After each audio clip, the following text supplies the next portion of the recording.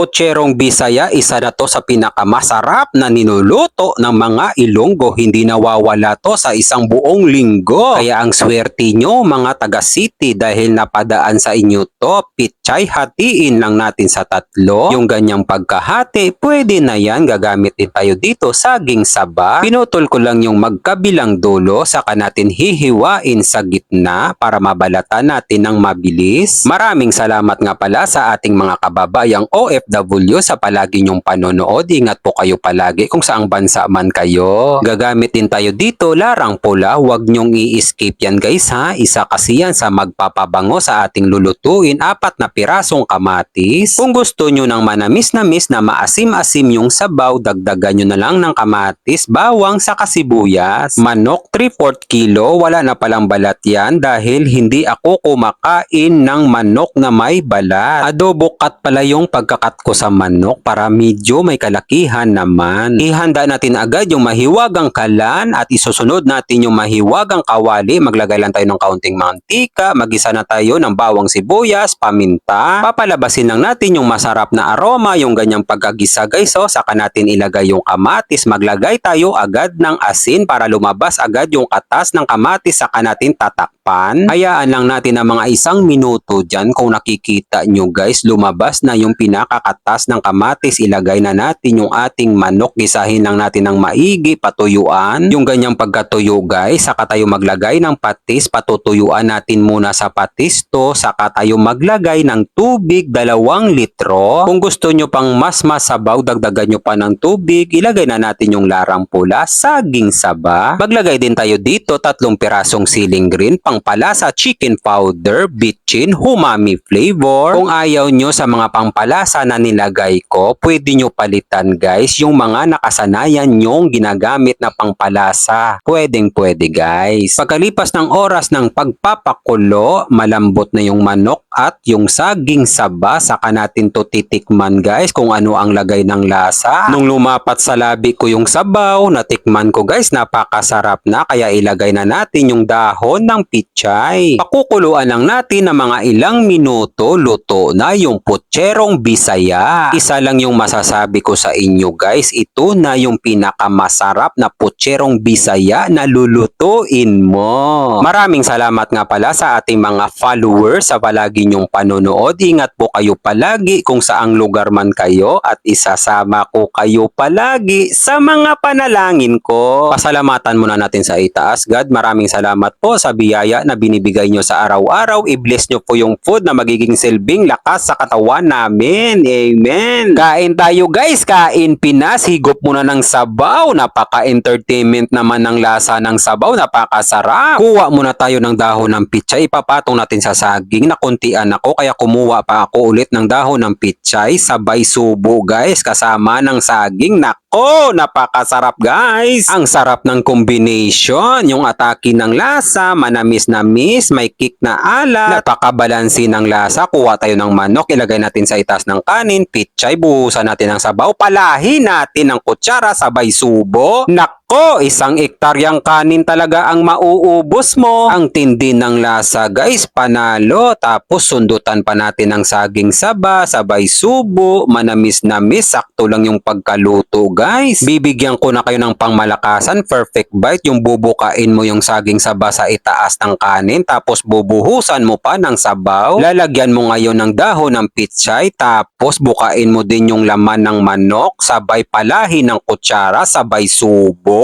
Napakasarap guys, kakaibang experience. Para hindi ka mabulunan, sundutan mo agad ng sabaw guys. Higop, napakasarap naman talaga. Pasensya na guys kung napatakam ko kayo, magluto ka na rin ito.